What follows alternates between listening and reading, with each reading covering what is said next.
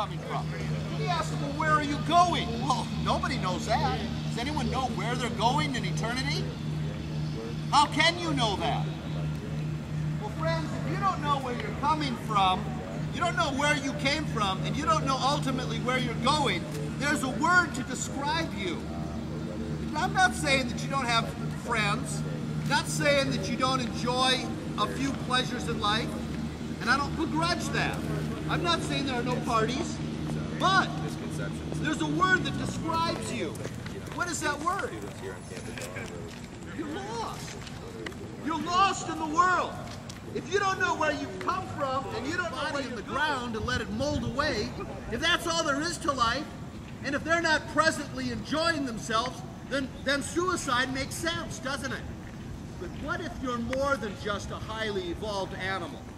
What if you have a soul? What if you're going to live for eternity? What if you're made in God's image and likeness? What if that there is real issues that are bigger and God himself is seeking you? Then, hey,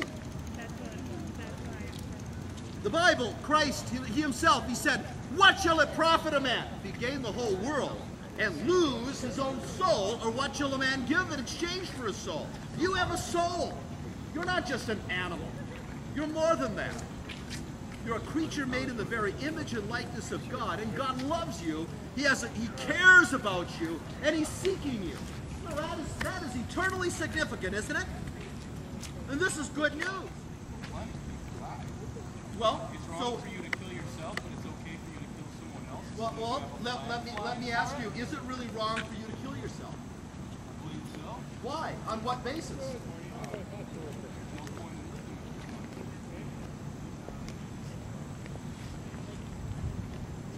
There's no point in living if you're going to die.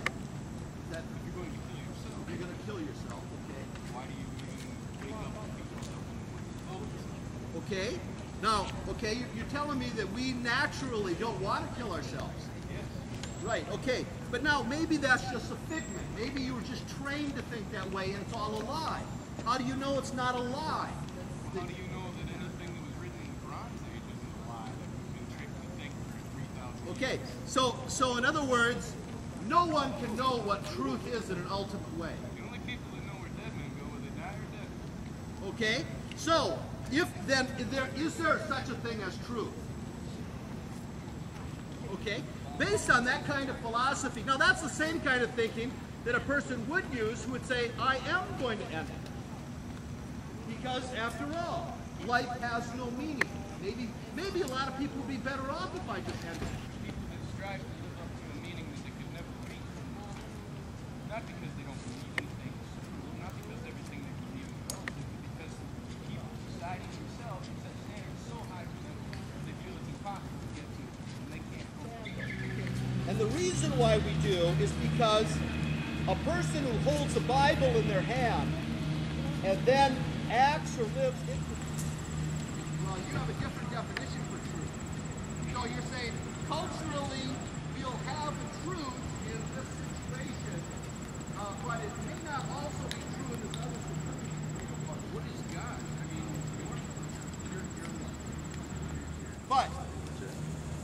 I mean, but you also have a code of ethics in which you'll have that you shall not murder, you shall not steal, you shall not commit adultery.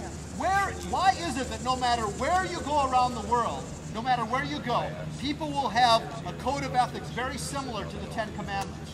Where does that come from? Okay, it makes sense. I definitely agree that it makes sense. Okay, well, and that's altogether true. If God, the same God who made everything, also gave the Ten Commandments to Moses, it would have been current thousands of years before Moses came. Because the same God who gave Moses the Ten Commandments communicated that very same code to our consciences. So I'm making a point. We have a conscience. There's a God awareness. You see it everywhere.